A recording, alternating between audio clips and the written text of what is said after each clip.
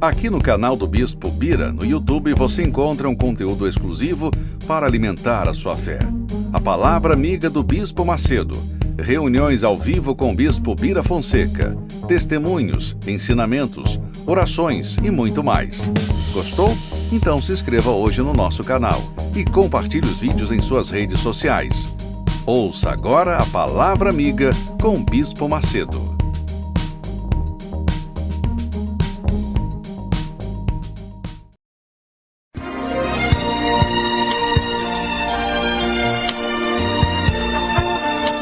No momento em que a humanidade sofre por tanto desamor, pela fome, pelas guerras, os tóxicos alimentando a violência em nossa cidade, esta emissora traz até você momentos de amor, paz e alegria, através de um programa feito com carinho para o seu coração.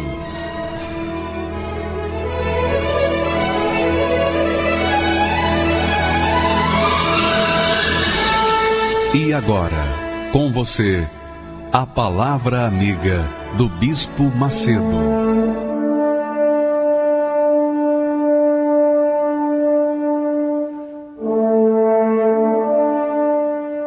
Olá, meus amigos, sejam abençoados em nome do Senhor Jesus.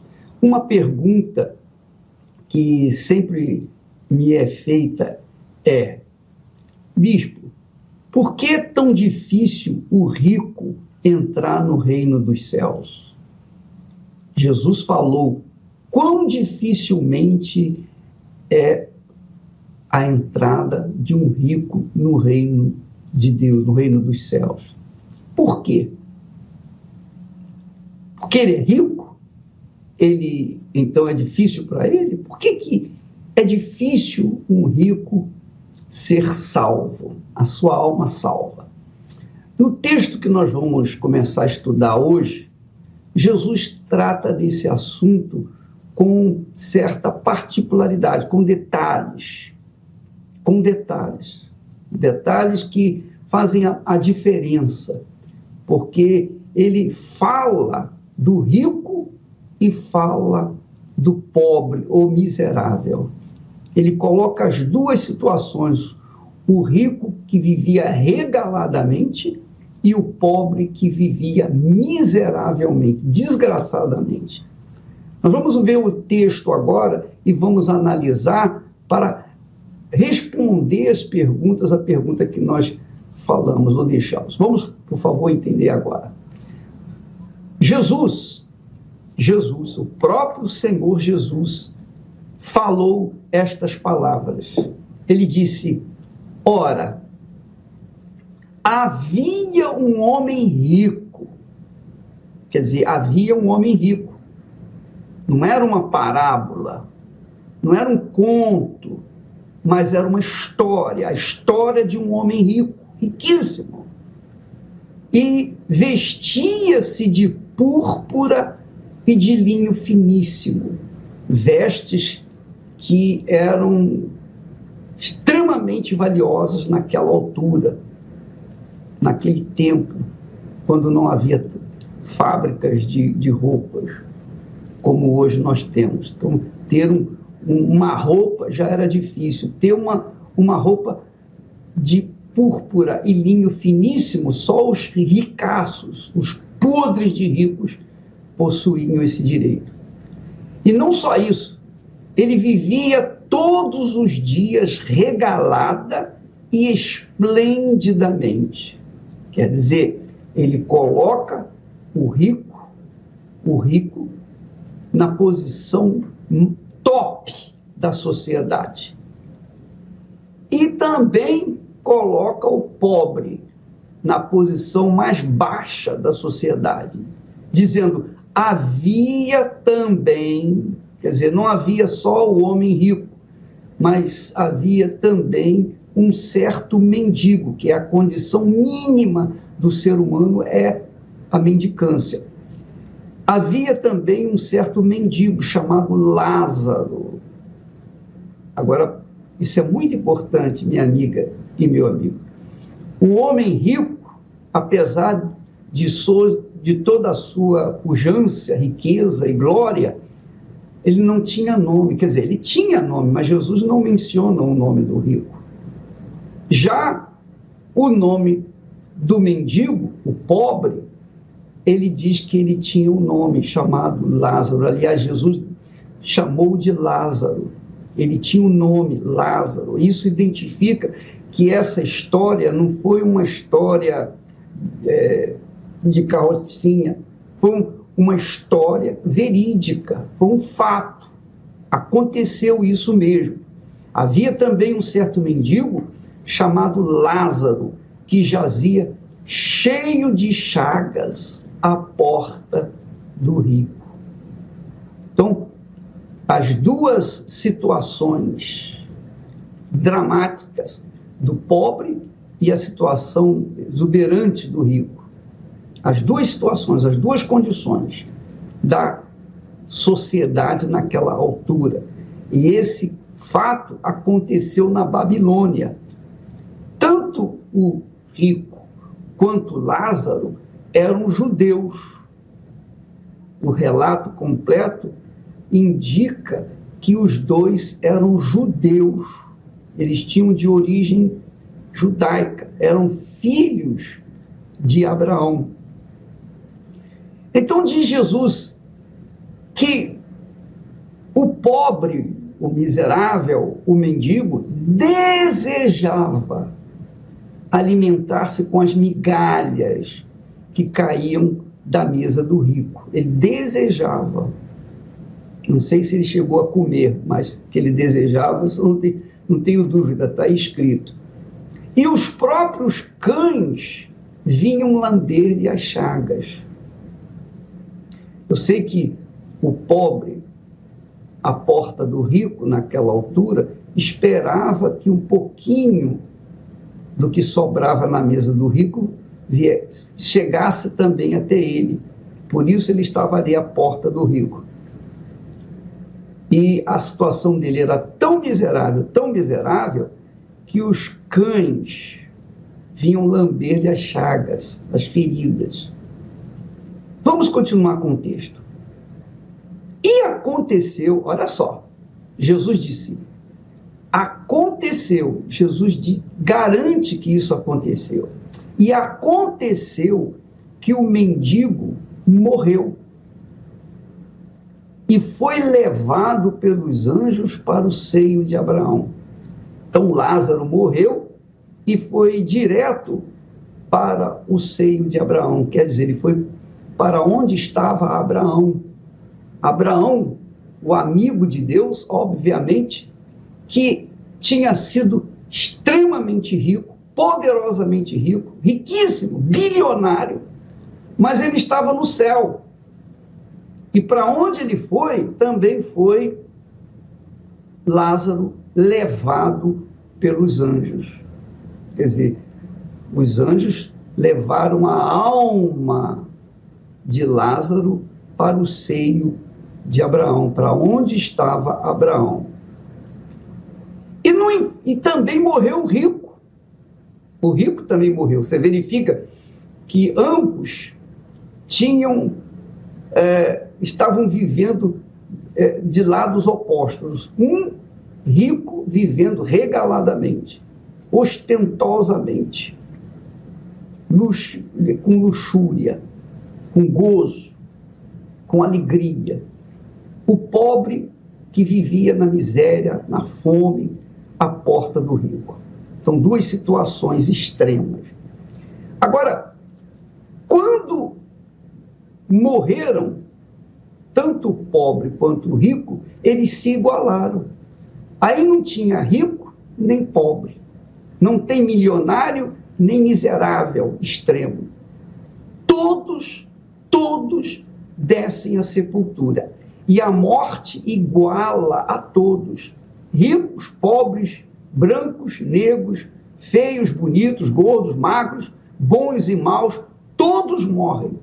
Então a morte iguala a todos. Jesus está mostrando isso aqui. Os dois morreram. Só que o mendigo morreu e foi levada, sua alma foi levada, transportada pelos anjos até onde estava Abraão, Isaque e Israel. Agora morreu o rico.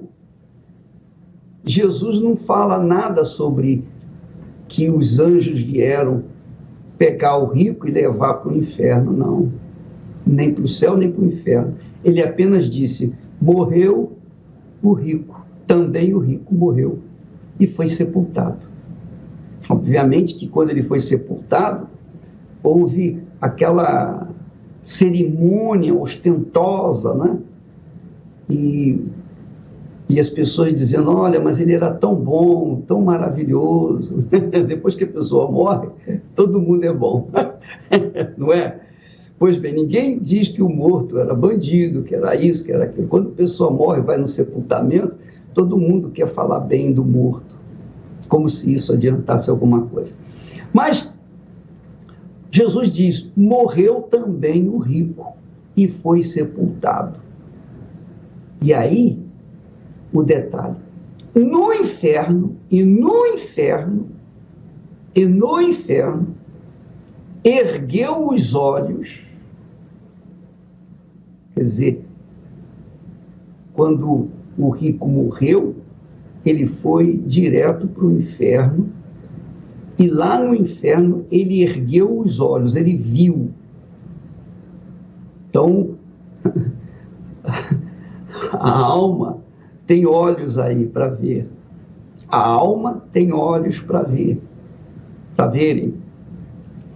Porque lá no inferno, o rico viu com os seus olhos, ergueu, estando em tormentos, na situação do rico, ele viu ao longe Abraão e Lázaro no seu seio.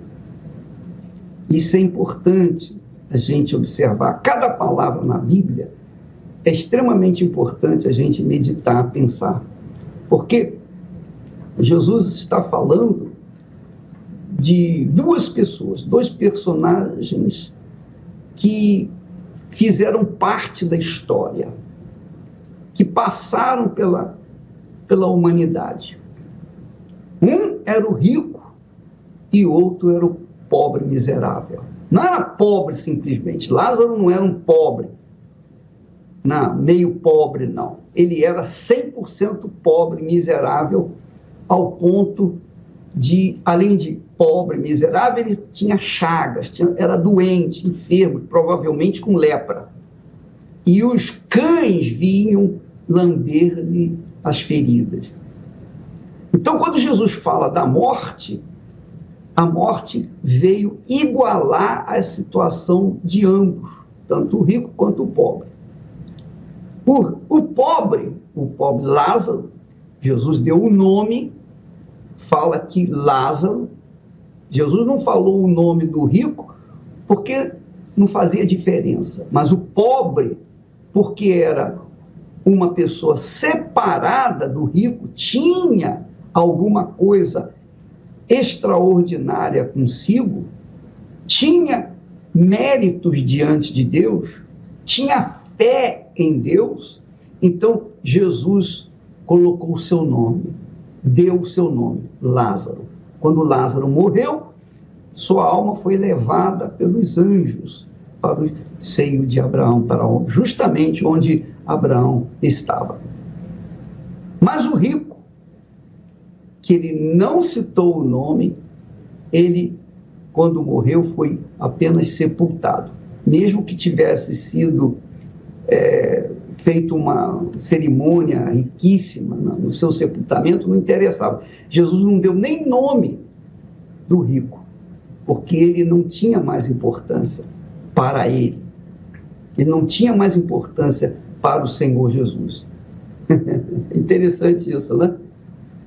O rico não tinha importância mais porque ele morreu, e por conta da sua vida errada, por conta dos seus pecados, ele foi levado, ele foi direto para o inferno. E lá no inferno ele teve olhos para verem Lázaro no seio de Abraão. Ele teve olhos para ver. E diz o outro detalhe: estando em tormentos. Quer dizer, ele estava no inferno, ergueu os olhos, estando em tormentos. Então é isso que acontece quando a pessoa morre nos seus pecados, nos seus delitos e pecados. Não é a vontade de Deus, claro. Ele enviou o Filho dele para que todo o que nele crê, todo aquele que nele crê, venha a ser salvo, tenha a salvação, seja como Lázaro após a morte. Mas nem todos aceitam. Muitos fazem pouco caso, não acreditam, ainda ficam zombando, fazem até piada ou piadas com o próprio Senhor Jesus. Mas na hora da morte, na hora da decisão, não tem piada. A verdade é essa: o rico morreu e foi direto para o inferno. Foi direto para o inferno. E estando em tormentos, eu imagino, eu tenho uma ideia, uma vaga ideia do que é este inferno. Mas tem gente que tem uma ideia mais apurada do que é o inferno, porque tem vivido o inferno dia e noite, noite e dia, sem cessar. É ou não é? Pessoa, por exemplo, com depressão, vive no inferno, vive com medo, vive com dores na alma, sofre na alma. A dor na alma dos depressivos, segundo relatos, testemunhos, daqui a pouquinho nós vamos ver um testemunho belíssimo de uma psicóloga que tinha esse tormento, ela tinha esse tormento, o pai dela se suicidou por causa desse tormento, porque é um tormento insuportável, tão insuportável que a pessoa acaba dando fim à sua vida, se mata, prefere a morte do que viver com esse tormento. Agora imagine o tormento do inferno. Imagine o tormento. Se aqui na terra há tormentos, imagine o tormento do inferno. E foi para esse tormento que o rico foi.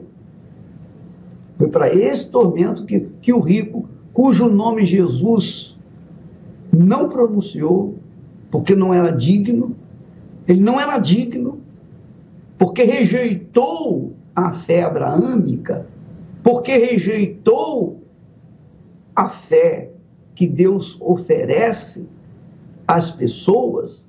Então, quando morreu, mesmo na sua glória, na sua riqueza, na sua grandeza, quando morreu, se igualou ao pobre miserável Lázaro, que mais tarde, logo após a morte, foi para o seio de Abraão. Então, minha amiga e meu amigo, nós vamos dar continuidade nesse texto, vamos completá-lo, vamos continuar amanhã falando sobre esse texto e colocando outros detalhes dessa história verídica, que inclusive você pode assistir a novela no Rico e Lázaro, que conta essa história. Isso é uma história, não é parábola, não. Não é um conto da vovó para as pessoas, do vovô para as crianças, não. Isso aconteceu, diz aí o texto. Jesus disse, aconteceu isso. Então, amiga e amigo, pense agora no destino da sua alma. Avalie bem para onde vai a sua alma, porque o seu corpo você cuida bem. A gente trata bem do corpo, não é verdade? Procura comer o melhor, não é verdade? Procura banhar o corpo, cuidar do corpo. E quando começa a aparecer as ruguinhas, às vezes a pessoa coloca um pouquinho de botox, e se perde cabelo, faz implante. É ou não é? Vai para a ginástica para perder peso, para manter o corpo sarado. O corpo é tratado como príncipe, como rei. Mas a alma é tratada como mendigo. É ou não é? A alma está aí dentro de você e ela é tratada por você como mendiga, porque você não dá a mínima importância para ela. Mas quando vem a depressão, quando vem o problema, quando vem a dor, quando vem as lutas, quando vem as difamações, as perseguições, as injustiças, quem sofre é a sua alma. Quem sofre é a sua alma, não é o seu corpo físico, é a sua alma. A sua alma vê com os seus olhos, a sua alma ouve com os seus ouvidos, a sua alma fala com a sua boca. Por exemplo, eu estou falando com você, é a minha alma que fala através da minha boca, que pensa com o meu pensamento, que usa os meus pensamentos, usa os meus ouvidos, se expressa com o meu corpo. É a minha alma. Então, quando eu trato da alma, quando eu priorizo o tratamento, a salvação da minha alma, eu sou sábio. Eu sou sábio. A Bíblia diz que aquele que ganha almas é sábio.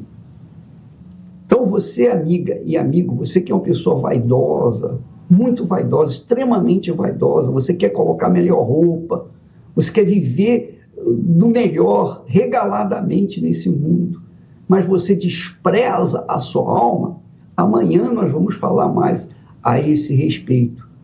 Amanhã nós estaremos falando a esse respeito. Mas fica aqui essa palavra que lá no inferno, o rico que se ostentava regaladamente aqui nesse mundo, lá ele estava em tormento e não tinha dinheiro para cobrir isso, não tinha dinheiro para comprar um pouquinho de paz. Não tinha um dinheiro. E o pior de tudo, o rico lá no inferno viu Lázaro, aquele que ele tinha visto a vida toda lá na porta, a porta da sua mansão, que desprezou. Ele viu aquele homem que era miserável lá no mesmo lugar onde estava Abraão. Amigo de Deus. Pense bem, minha amiga e meu amigo. Pense bem para onde vai a sua alma. Você que deve estar gemendo com problemas crônicos na saúde, na vida financeira, na vida familiar. Seu lar não é um lar, parece mais um hospício de tantas brigas, dissensões, inimizades, conflitos. É ou não é? A sua casa parece um manicômio de tanta confusão. Por quê? Por que isso? Porque as almas que vivem debaixo do seu telhado estão famintas. Elas querem aquilo que Deus tem oferecido graciosamente. Mas você não dá a mínima para a alma sua. Você só trata do seu corpo, da sua beleza, que pouco a pouco vai definhando, é ou não é. Pouco a pouco a sua beleza vai definhando. E é a verdade. As pessoas vão definhando pouco a pouco, cada segundo, cada minuto, cada dia, cada semana, cada mês, cada ano vai definhando. As forças vão se esgotando. E um dia todos desceremos à sepultura. Pense nisso, minha amiga. Pense nisso. Para onde vai a sua alma? Para onde vai a sua alma? Você tem certeza da sua salvação? Se você morresse agora, nesse momento, você tem certeza que iria para o seio de Abraão ou para o inferno, aonde está até hoje em tormentos o rico? Hein? Responda essa pergunta para si mesmo e tome a sua decisão e faça a sua escolha. Daqui a pouquinho nós vamos assistir o testemunho dessa psicóloga. Mas antes eu quero oferecer para você uma bela faixa musical para você pensar melhor a respeito do futuro da sua alma. Graças a Deus. Ao findar o labor desta vida, quando a morte ao teu lado chegar, que destino há de ter a tua alma? Qual será no futuro teu lar? Meu amigo, hoje tu tens a escolha, vida ou morte, qual vai aceitar?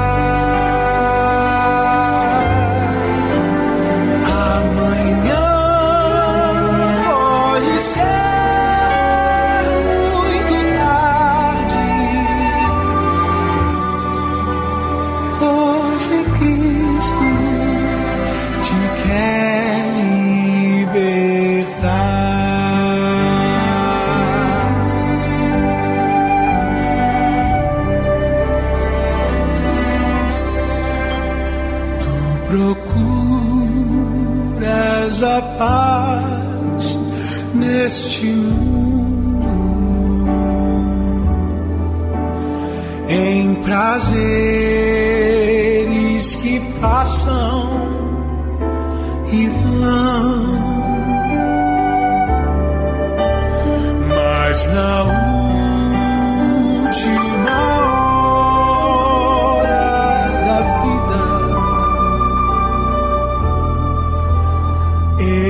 não mais te satisfarão.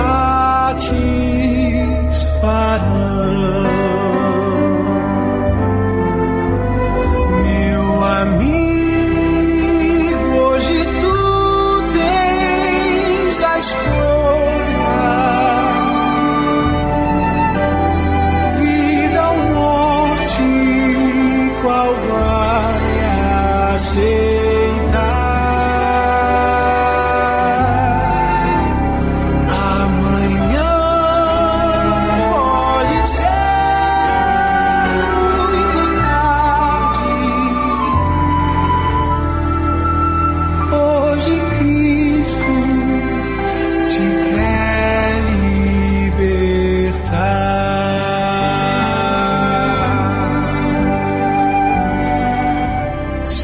Decides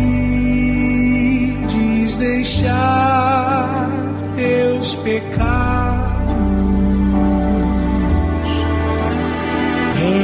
entregar tua vida a Jesus,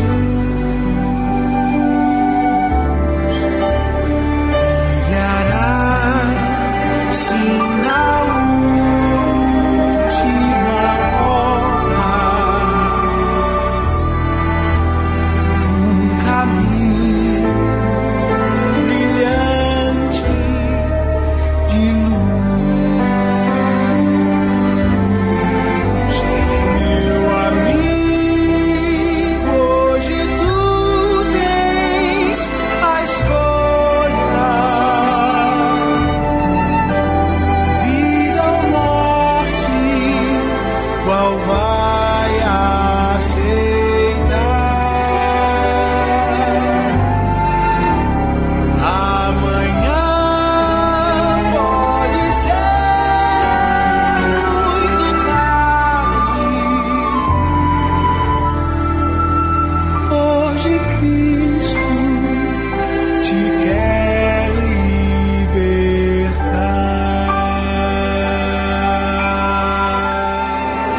Posso segui-lo pro resto da minha vida?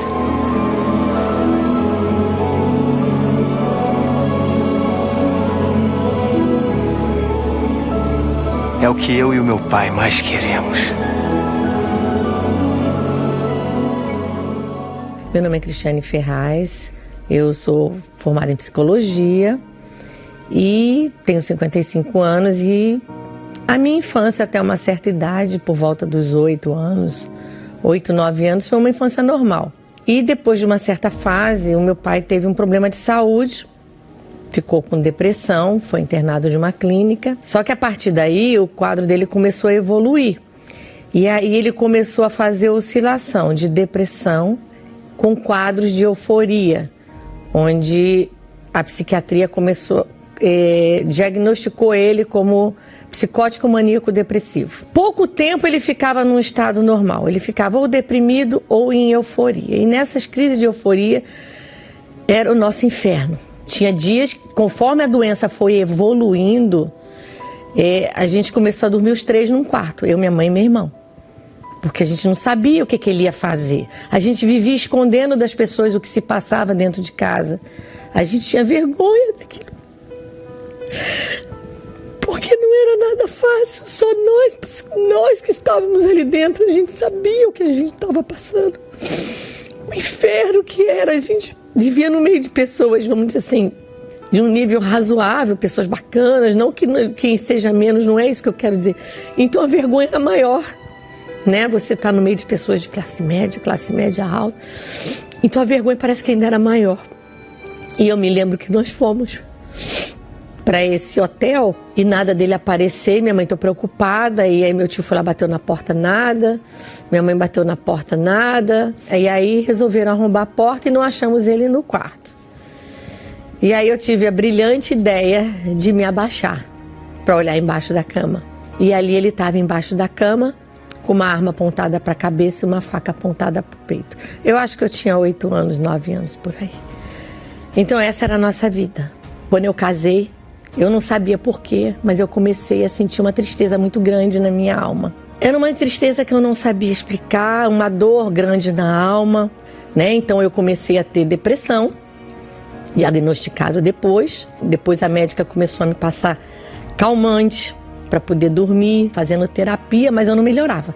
Aí eu comecei a entrar num grau de ansiedade muito grande. Eu estava viajando, meu marido vinha, e como eu ficava muito... Acabou que eu fiquei um período grande. E meu marido ia e vinha para o Rio de Janeiro. E aí ele chegou de noite e falou assim, olha, aconteceu uma coisa, ele me chamou separado. Eu estava no Rio, seu irmão me ligou, que estava indo lá no apartamento, estava tocando, seu pai não abria a porta. E aí ele estava em cima da cama, meu marido correu na cozinha, teve a ideia, e aí tinha um copo de liquidificador com umas 50 caixas de remédio em volta. Ele bateu aqui, ele tomou.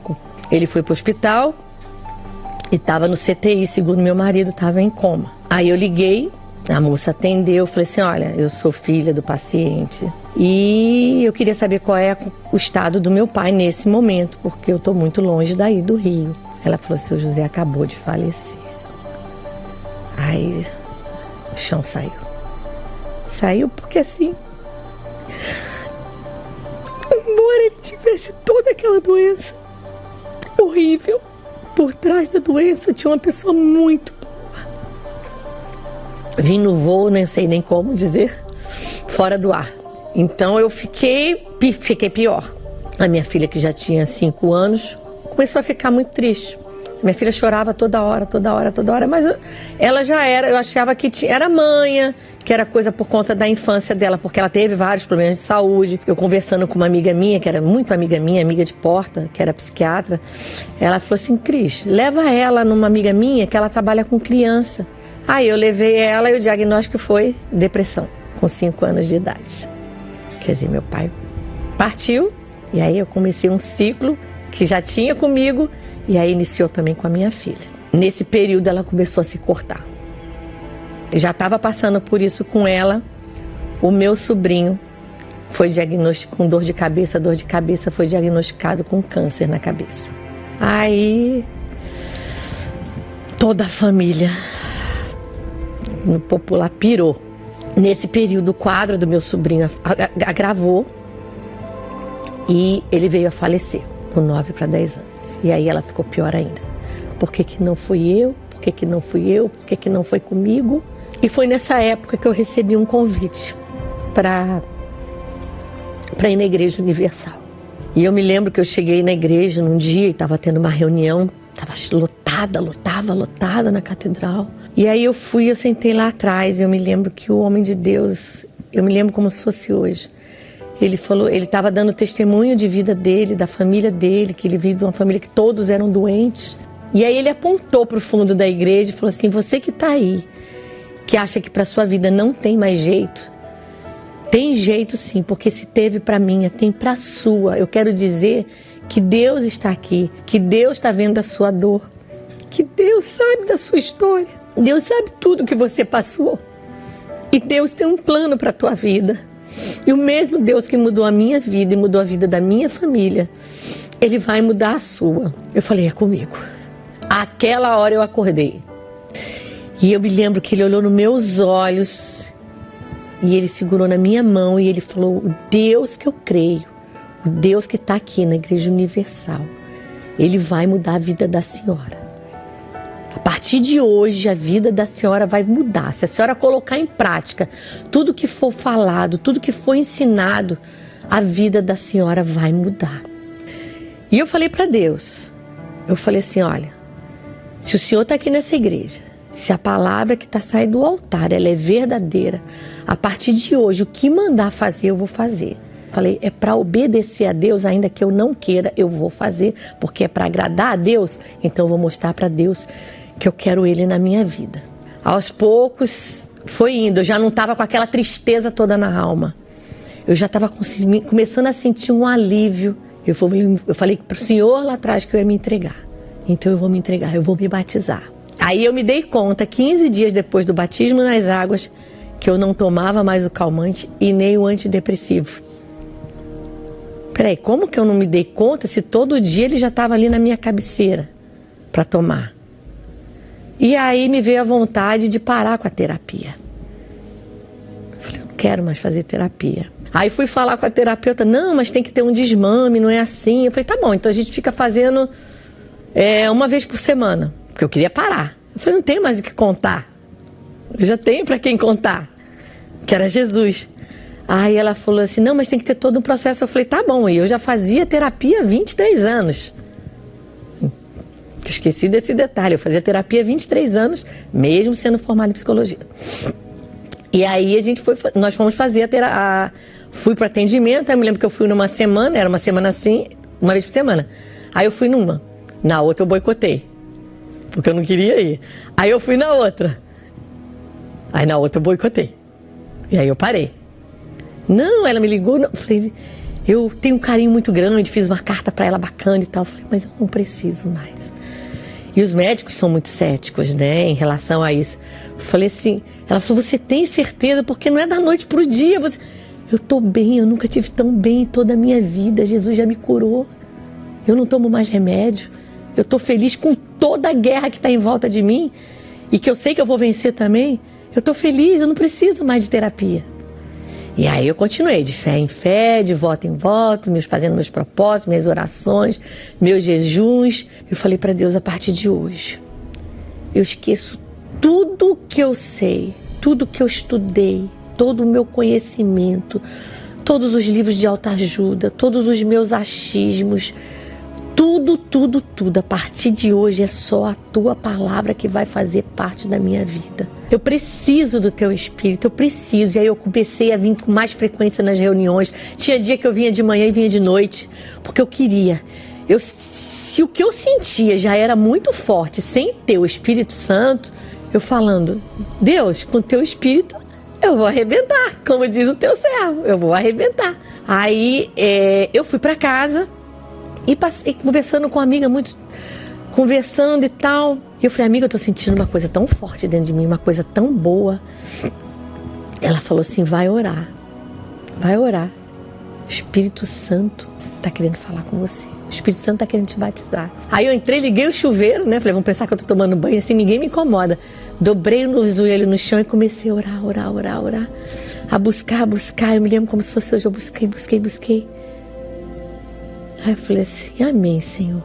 Graças a Deus. Quando eu falei graças a Deus, achando que não era, na mesma hora eu me lembro como se fosse hoje. Eu estava de joelhos no chão, eu levantei os braços E na hora veio aquela força, aquela luz, aquela alegria que tomou conta da minha alma. E eu comecei eu ao mesmo tempo que eu ria, as lágrimas desciam, mas eu me lembro como se fosse hoje. Primeiras palavras que eu falei obrigado, Senhor. O Senhor me salvou. O Senhor me salvou. Ali eu tinha certeza do meu batismo com o Espírito Santo. Mas eu saí, eu estava tão alegre, eu ria, eu falava assim, oh meu Deus, se o banheiro fosse maior, eu saía rolando de alegria, de felicidade, eu queria contar para todo mundo. Era a confirmação de que Jesus estava vivo dentro de mim e eu queria falar para todo mundo. Aí para alguns aí você vira o chato, né? Mas eu não me importava, eu queria falar, oh, Jesus pode te curar, o Deus pode fazer isso na tua vida. E foi com essa força, né, do que Deus era vivo. E aí eu já queria fazer a obra de Deus, eu já queria seguir em frente. Aí já não era eu, já era Deus, olha, faz comigo o que o Senhor quiser. E foi com essa força, com essa ousadia que eu lutei contra a doença que estava na minha filha. E aí a minha filha começou a se alegrar. E em resumo, a minha filha, que não ia passar para o colégio, a minha filha passou no colégio, a minha filha cursou a melhor faculdade de psicologia do Rio de Janeiro. Ela fez psicologia, a minha filha está formada, meu filho é médico, está todo mundo encaminhado, assim, Deus está fazendo a obra completa na nossa vida. Deus tem sido assim, a gente vê Deus em cada detalhe. Tem guerras, tem lutas? Tem, mas a mão de Deus está sempre na frente. Deus está sempre conduzindo e dando força a gente. E essa alegria que está sempre presente, que é a alegria do Espírito Santo. Essa nada pode tirar. Eu tenho paz com o Espírito Santo. Eu tenho a alegria da salvação. Eu posso estar enfrentando muitas guerras, lutas, problemas, como é inerente ao ser humano. Mas eu tenho paz. Com o Espírito Santo, eu tenho tudo. Sem Ele eu não sou nada. Eu posso conquistar muitas coisas nesse mundo, mas se eu não tiver o Espírito Santo, eu não tenho nada. Ele é a minha alegria, Ele é tudo na minha vida. Ele é a maior riqueza que eu posso ter na minha vida. Tomai e comei.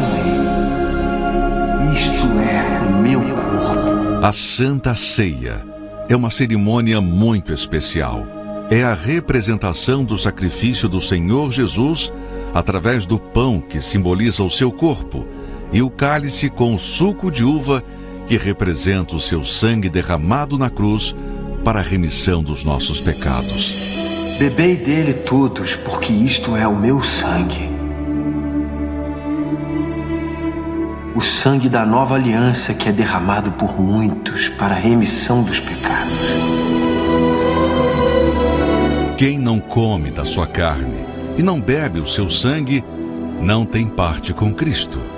Quando participamos da Santa Ceia, nos apoderamos da vida que o sacrifício do Cordeiro de Deus nos concedeu por meio da sua morte e ressurreição. Quem participa da Santa Ceia entra em aliança com o Senhor Jesus e encontra a nova vida que vem de Deus.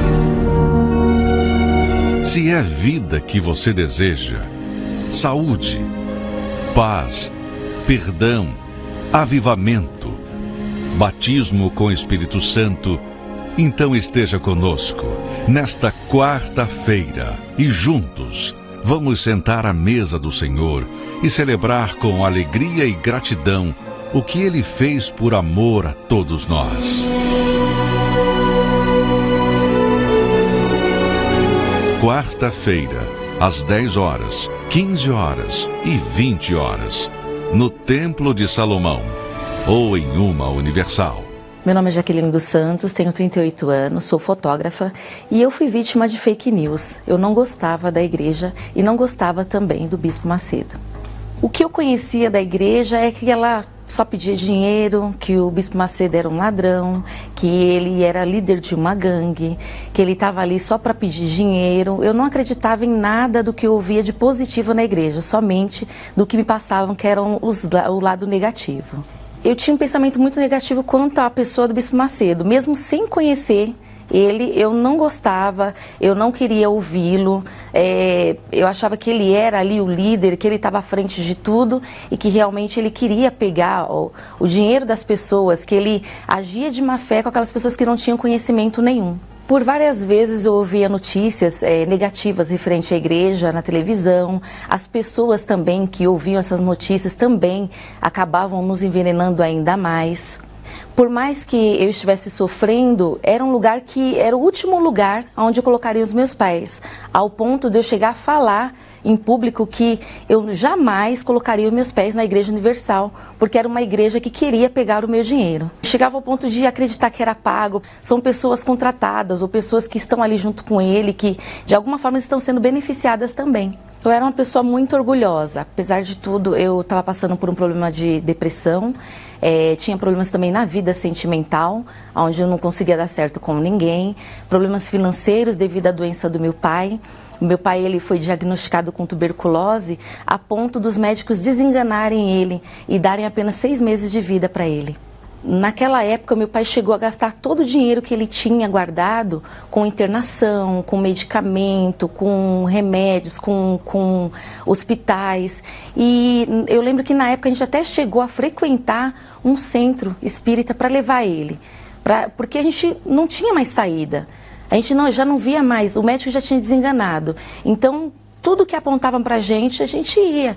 E eu lembro que um tio meu chamou a minha mãe e conversou com ela referente a esse centro. E ela levou o meu pai até lá com o meu tio para tentar receber a cura. Ele somente piorou. Na verdade, nada aconteceu. Ele continuou da mesma forma. Meu pai ele chegou a perder 14 quilos em 3 meses. Ele já não conseguia andar. Ele perdeu o emprego nessa época também. Ele parou de trabalhar porque ele ia trabalhar e quando ele voltava, quando ele chegava lá, ele não conseguia. Ele perdia o ar. Então, ligavam para minha casa para alguém buscar ele no trabalho. Então, a gente foi perdendo tudo. Tudo que a gente tinha foi se destruindo diante dos nossos olhos. A minha mãe tinha uma vizinha que sempre chamou ela para a Igreja Universal. Isso há anos ela vinha convidando a minha mãe, mas devido à situação, devido a gente achar que resolveríamos, ela não aceitou de imediato. Ela demorou um tempo para aceitar. Essa vizinha insistiu e ela disse para minha mãe, falou assim, olha, eu tenho certeza que lá o seu marido vai ser curado.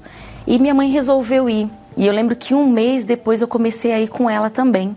Primeiro dia que eu coloquei os meus pés na igreja, a cura não foi nem para o meu pai, foi dentro de mim. Eu senti uma diferença naquele primeiro dia, foi algo incrível, algo que eu nunca tinha sentido em lugar nenhum, com ninguém. E eu lembro que o pastor estava ali e tudo que ele falava no altar era tudo que eu precisava ouvir. E naquele dia eu reconheci que ali era um lugar diferente, um lugar onde eu iria mudar de vida, não é somente a situação do meu pai, mas a minha vida ia mudar ali. Porque eu era uma pessoa católica e o conhecimento que eu tinha de Deus era muito raso. Eu não conhecia Deus, eu não conhecia a Bíblia. E quando eu comecei a frequentar as reuniões, é como se os meus olhos se abrissem para tudo. Era tudo novo para mim, era tudo maravilhoso. Eu ficava maravilhada, não somente com o que era pregado, mas com o que eu conhecia do trabalho da igreja também. Conforme eu fui me envolvendo. E eu que achava que era pago, eu vi diante dos meus olhos o milagre aconteceu. Meu pai ele foi curado e os 6 meses que os médicos deram para ele se tornou em 17 anos. Hoje já faz 17 anos que a gente está na igreja, ele está curado e foi algo incrível que aconteceu na nossa vida. Aqui na Igreja Universal eu aprendi a ter o verdadeiro temor a Deus, conhecer a Deus como Ele é e não apenas por falar. Eu aprendi a amar as pessoas, a respeitar, a enxergar as pessoas, porque eu era, além de orgulhosa, eu era egoísta. Eu olhava só para mim. Então ali eu passei a enxergar as pessoas e ver que há pessoas necessitando também.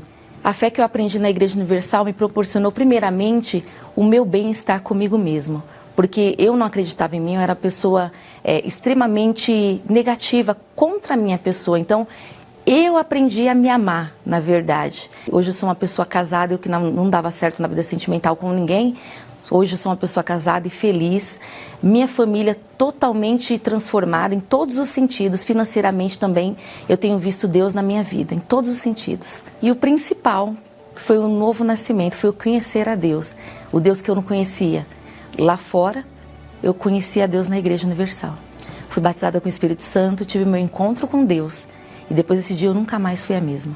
Eu convido você a vir, conhecer, quebrar o seu orgulho, o seu preconceito, e dá uma chance, assim como eu dei uma chance. E hoje eu vi a resposta. Eu convido, eu faço esse convite a você que não crê, que acha que é tudo pago, como eu pensei um dia. Eu desafio você a vir. Se você não gostar, se não te chamar atenção de alguma forma, tudo bem, mas eu desafio você a vir. Meu nome é Elias, tenho 56 anos, sou aposentado. Eu vivia, na verdade, uma maldição na minha vida. Eu vim a casar, esse casamento ficamos casados 4 anos e meio, não deu certo. Devido aos problemas que eu passava, eu me tornei uma pessoa violenta. Eu andava armado e eu prometi matar ela. Só que nessa época, eu estava numa situação terrível. Eu estava endividado, desempregado, devendo para agiotas, ameaçado de morte. Eu dormia através de remédio. Eu descobri que eu tinha depressão. Eu pensava em acabar com tudo. Aí veio um pensamento de que seus filhos vão ser a mesma coisa, vão sofrer. A mãe foi embora, você não tem condição de criá-los, tira a vida deles e tira a sua também. Acaba com tudo, porque para você não tem mais jeito. E eu deitado ali com os meus filhos do meu lado e com esse pensamento na minha mente. Aí eu me recordo que eu dormia sempre ouvindo uma música baixinho. Liguei o rádio e na hora que eu estava procurando uma música, ouvi alguém falar comigo. Ei, é você mesmo. Você mesmo está me ouvindo. Eu falei, mas quem está falando, né? Aí eu fui entender que era o rádio. Você que está querendo tirar a tua vida, você que está passando por uma situação que você acha que não tem saída, o seu caso tem jeito. Daí eu levantei, aumentei o volume e fiquei com o meu ouvido bem pertinho do rádio ouvindo, e ele falando para mim, olha, eu vou fazer uma oração no final dessa programação. Coloca um copo com água aí do lado do teu rádio. E se você, de repente, não estava dormindo, você vai dormir. Ali naquele momento ali, de tirar a minha vida dos meus filhos, aquele homem apareceu falando aquilo para mim. Eu falei, puxa vida, faça o melhor. Se você tiver um televisor aí, liga ele agora. Eu vou colocar minha mão na tela, coloca a sua mão na minha mão. Aí eu desci correndo, fui lá na sala, liguei a televisão, e na hora da oração, eu coloquei minha mão, mas eu estava tão ruim, que eu abracei a TV como se eu estivesse abraçando o Bispo Clodomiro ali. Aí acabou a oração, senti assim um alívio. Ele falou para mim assim, né, falou na televisão, ó, vem buscar Deus. E eu desliguei a televisão, voltei para o meu quarto, abracei meus filhos.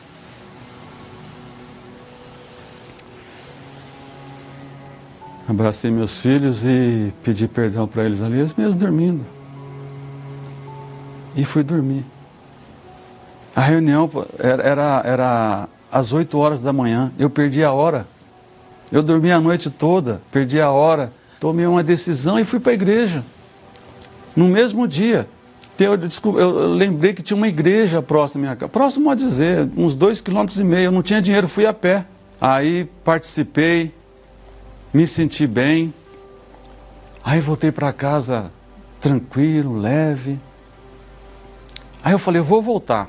Eu tomei uma decisão, a partir daquele dia, eu descobri que cada dia era uma determinada oração para uma área da minha vida. Eu estava com a vida destruída.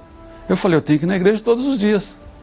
Fiquei firme na fé, me batizei nas águas, entendi o que era o batismo, me batizei nas águas. E o pastor falou do Espírito Santo. Que quando o Espírito Santo viesse sobre a minha pessoa, eu ia receber o poder. Aí eu buscando ali, aí o Espírito Santo veio sobre mim. Ali foi muito forte.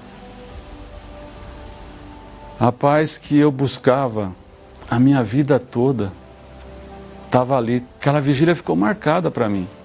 Porque aconteceu, não foi só uma bênção que eu recebi o Espírito Santo. Na hora que eu subi no altar para cumprir o meu voto, eu olhei para a porta da igreja. O próprio Deus falou assim, olha lá tua esposa. Eu falei, meu Deus, é aquela senhora que vai casar comigo? E aquela senhora hoje é minha esposa. Uma mulher de Deus. Nós fazemos a obra junto hoje. E hoje eu tenho uma vida transformada. Através desse dia. Foi um dia marcante para mim. O dia que eu sintonizei a rádio. E tinha um homem de Deus do outro lado ali. Sendo usado por Deus para ganhar minha alma. E hoje eu sou grato por aquelas pessoas que antes de mim ofertaram, ajudaram na programação da rádio, da TV. Eu mesmo ajudo. Eu faço questão, quando tem uma campanha para ajudar, eu faço questão de ser o primeiro a ajudar. As pessoas que trabalharam, não só naquele dia que me alcançou, mas que até hoje trabalham, às vezes com sono, estão ali na madrugada, dando a vida por uma pessoa que de repente está passando o mesmo problema que eu passei, que queria tirar a vida, né? E hoje eu tenho vida. Eu louvo e agradeço a Deus por esse dia, ter sintonizado a rádio. Na época era 99.3, hoje é 99.5. Eu tenho hoje uma imensa gratidão por todos que contribuem com a programação da igreja.